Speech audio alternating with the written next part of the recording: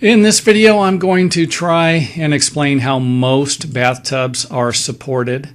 And of course, this would be usually with some type of a mortar bed or plaster of Paris, some type of a durable product that can actually be fitted into the bathtub. You know, you might have an angle on the bathtub. A lot of bathtubs are angled towards the drain, so it'd be difficult to actually just put some plywood underneath it. But you could actually do it with some time and use wood. That would be fine. But a lot of times you can pour a bed of mortar and squash the tub into the bed of mortar. It just kind of goes off to the sides, and that will support the bottom of the tub. And you can see it here where there is no support. Then you could end up with some problems. Acrylic and fiberglass tubs end up cracking over time. They're just not strong enough. They need to be supported. I've seen metal tubs, steel tubs.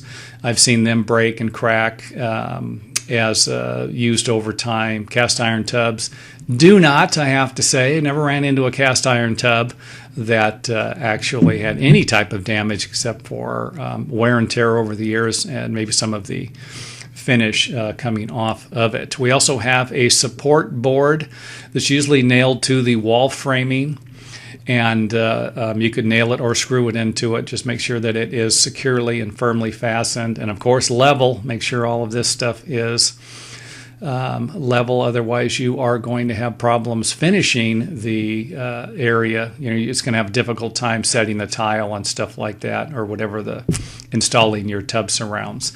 Next and third would be the front ledge or edge of the bathtub. Usually sits on the flooring, whether it's plywood or concrete. So those are the three areas that are used to support most bathtubs. Now, I've heard recently about using some type of foam.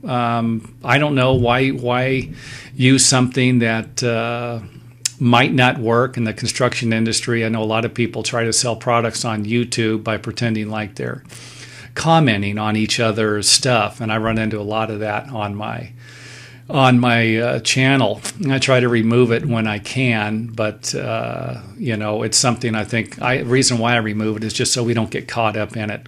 I'm a big fan of using what works and has been tried and tested over the years, and a bed of mortar or plaster of Paris seems to work just fine. You're not going to find legs on most bathtubs that are not cast iron. Cast iron tubs usually have supporting legs, and you can.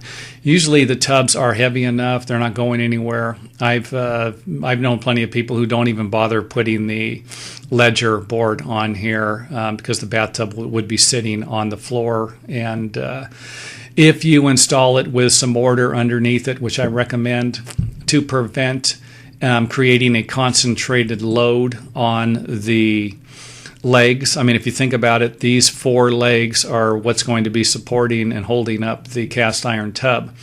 If you were to put a bed of mortar underneath it, then you would have the load would be distributed a little more evenly throughout the bottom of the tub and not just on these four legs.